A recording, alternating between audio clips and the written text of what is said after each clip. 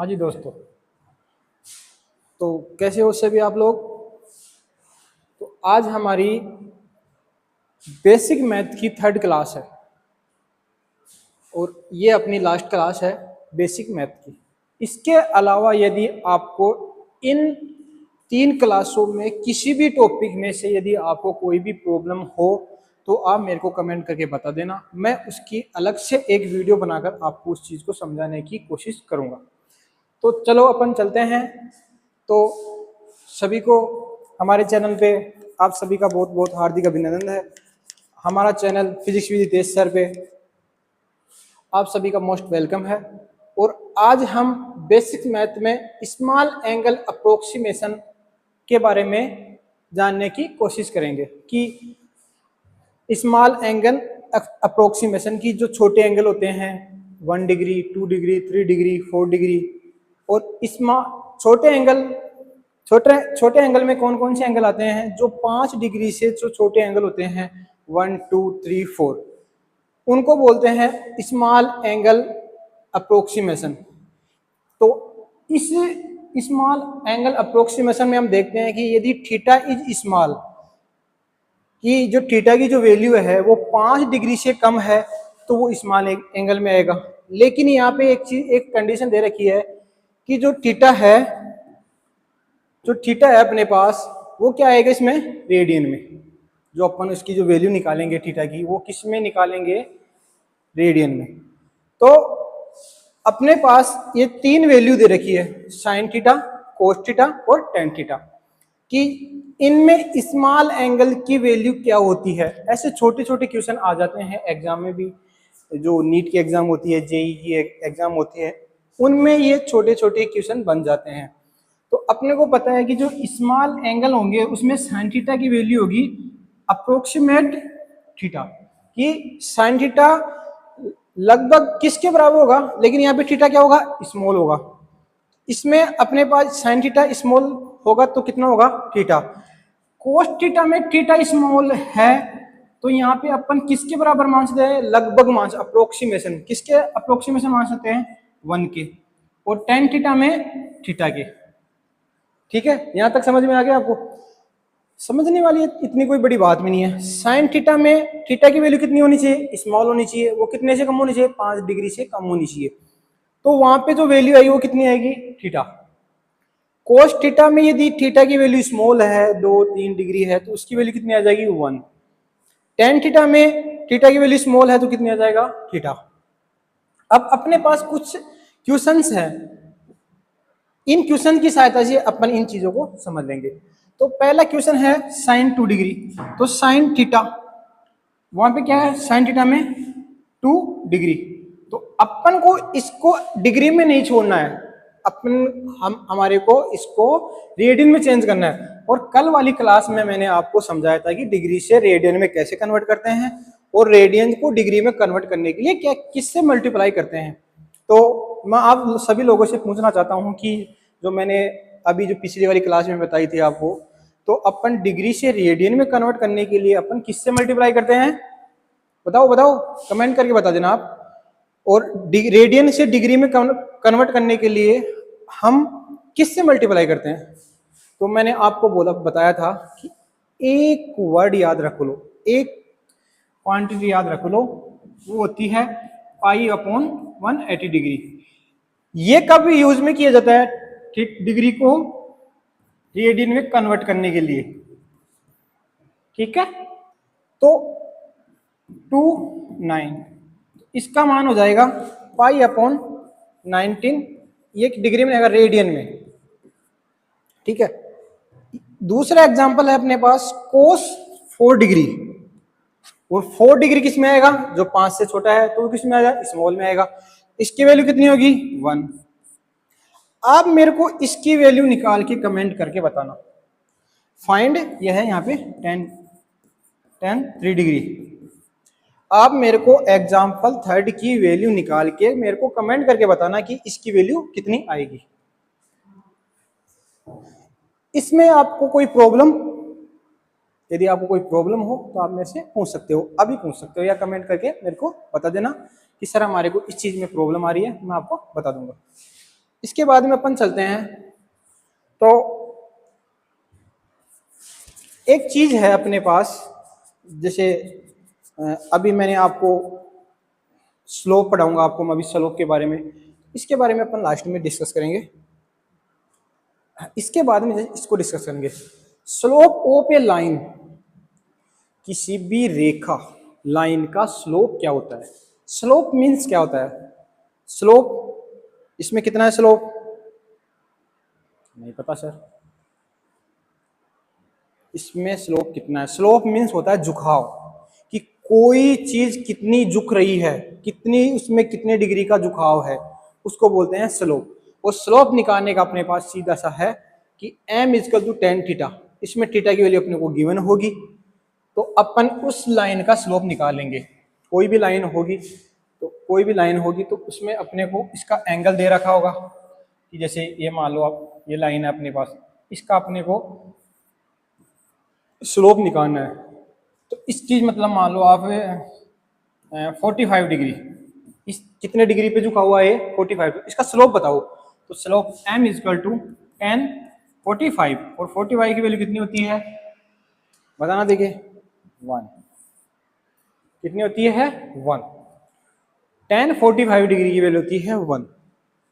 ऐसे अपने पास थीटा की वैल्यू कुछ भी हो सकती है, तो अपन उसका एंगल निकाल सकते हैं। अब अपने पास एंगल नहीं है, तो अपन तो हम उस लाइन का स्लोप कैसे निकालेंगे? एक आइडिया और अपने पास। वो आप पूछोगे कि सर वो कौन सा है? बिल्कुल है अपने पास।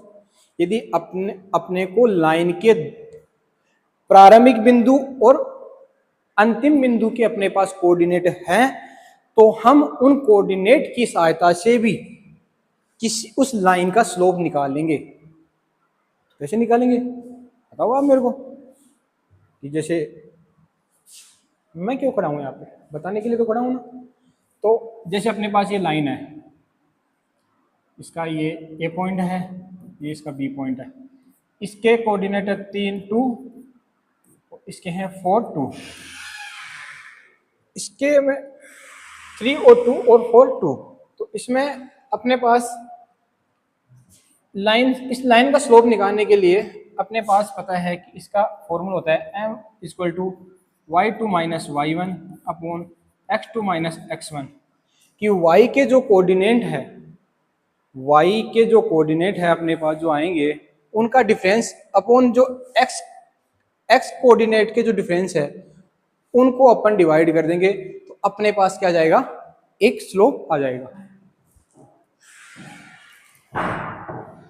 तो अब हम इसके बारे में, अब इसमें है ये जो अपने पास एक पॉइंट है x1 y1, ये है x2, ये है y2।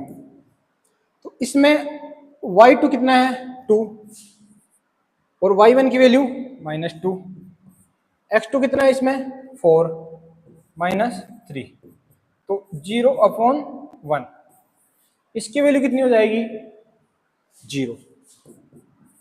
और अपने पास m बराबर कितना आ जाएगा 0, कि उसका स्लोप नहीं है। ये तो मैंने आपको एक एग्जाम्पल के तौर पे बताया है।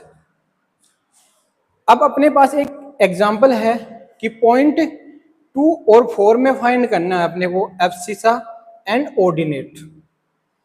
एब्सिसा को बोलते हैं भुज हिंदी में, और ऑर्डिनेट को बोलते हैं कोटि। तो हमेशा एक बात याद रखना आप, कि जो x कोऑर्डिनेट की जो वैल्यू होगी वो होगी एब्सिका, और x कोऑर्डिनेट को क्या होता है y एक्स से दूरी, जो y एक्सिस होता है उससे उसकी कितनी दूरी पे है वो, उनके बीच में कितना डिस्टेंस है। तो इसमें एब्सिका होगी 2 और ऑर्डिनेट होगी 14। ऑर्डिनेट क्या है y कंपोनेंट, और y कंपोनेंट क्या है x एक्सिस से दूरी। तो ये आपका एग्जाम्पल हो चुका है। इसमें यदि आपको कोई प्रॉब्लम हो तो आप मेरे को बता देना। इसके बाद में हम आगे बढ़ते हैं। अब अपने पास ये जो स्लोप है, स्लोप के बारे में अपने पास एक छोटा सा, एक सबसे अच्छा सा एक क्वेश्चन आया अपने पास, कि यदि स्लोप में यदि एंगल थीटा, अपना जो लाइन का जो स्लोप होगा वो यदि 90 डिग्री से कम है, तो वहां पे क्या होगा, तो वहां पे होगा कि अपन x की वैल्यू बढ़ाएंगे। यदि जो बन रहा है स्लोप, वहां पे जो स्लोप मीन्स एंगल, एंगल की यदि 90 डिग्री से कम है तो अपन x की वैल्यू बढ़ाएंगे तो हमारे को y की वैल्यू भी बढ़ेगी, तो y की वैल्यू भी अपने पास बढ़ेगी। यदि x की वैल्यू घटाएंगे तो y की वैल्यू भी घटेगी। तो इसका मतलब है dy अपॉन dx कि y का differentiation with respect to x वो हमेशा क्या आएगा, पॉजिटिव, वो हमेशा आएगा पॉजिटिव, कि y कंपोनेंट का डिफरेंशिएशन किसके रेस्पेक्ट में, x के रेस्पेक्ट में, और वो हमेशा कितना आएगा, x। दूसरा क्वेश्चन बनता है अपने पास कि यदि स्लोप यदि 90 डिग्री से अबव हो तो, यदि अपने पास एंगल थीटा 90 डिग्री से अबव हो तो x की वैल्यू बढ़ेगी तो y की वैल्यू घटेगी,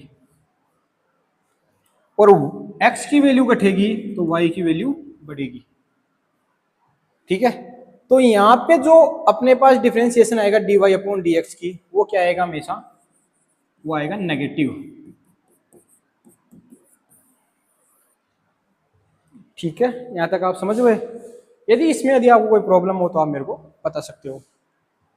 तो अपन आगे बढ़े, इसके बाद में देखते हैं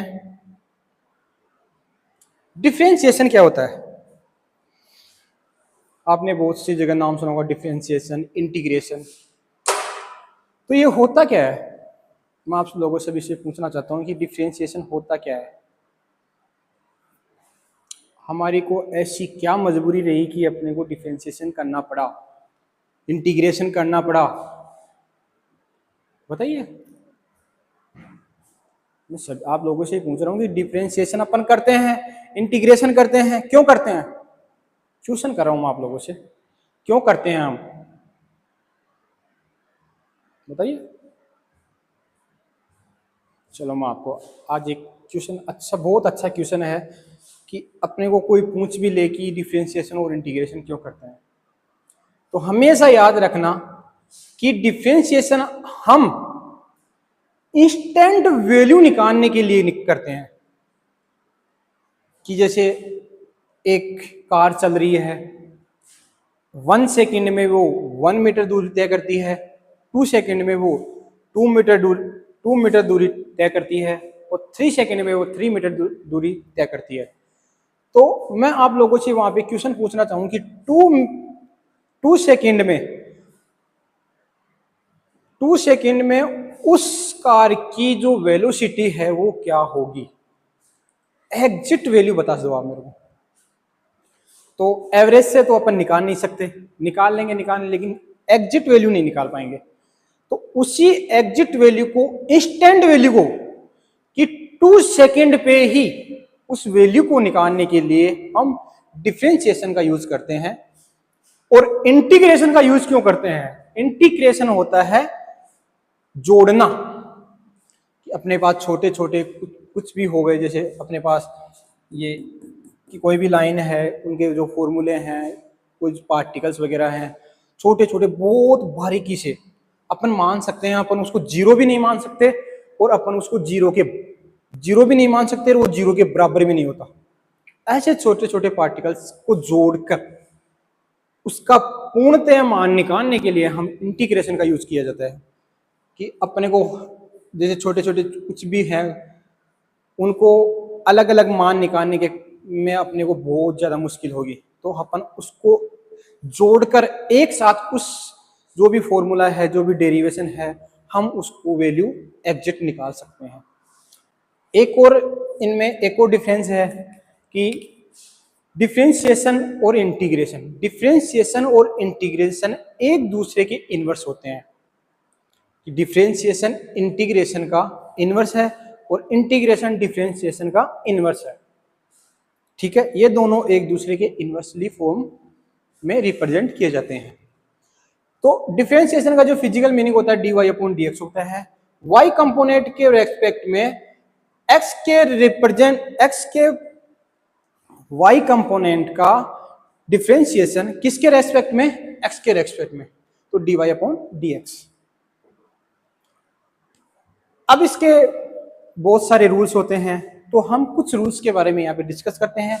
इन रूल्स में आपको यदि कोई प्रॉब्लम आती हो आप मेरे से पूछ लें, तो आप मेरे को कमेंट करके बता देना कि सर हमारे को इस रूल्स में और ये चीज़ समझ में नहीं आई, मैं आपको उस टॉपिक का या तो आपको वीडियो बना के समझा दूंगा, और यदि आपको समझ में नहीं आ रहा हो तो आप वीडियो को पीछे डाल के 2x स्पीड में आपको दोबारा देख सकते हो।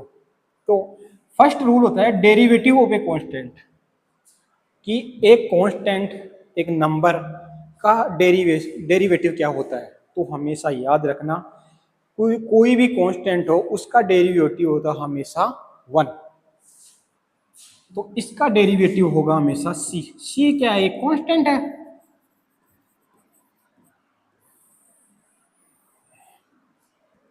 वन नहीं होता, 0 होता। क्या होता है, 0।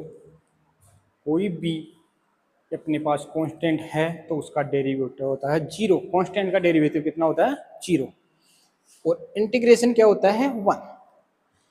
अब होता है पावर रूल, कि अपने पास कोई भी वेरिएबल्स हो उसकी पावर कुछ भी हो जाए, 1 2 3 4 5, तो उसका डिफरेंशिएशन करने के लिए पहले अपन पावर को लिखते हैं, उसके बाद वेरिएबल्स को लिखते हैं, और जो अपने पास पावर है उसको अपन एक में से घटा देते हैं। जो वैल्यू आएगी वो अपने पास ये वैल्यू आ जाएगी। इसके वेरिएबल्स कुछ भी हो सकता है, इसकी पावर कुछ भी हो सकती है।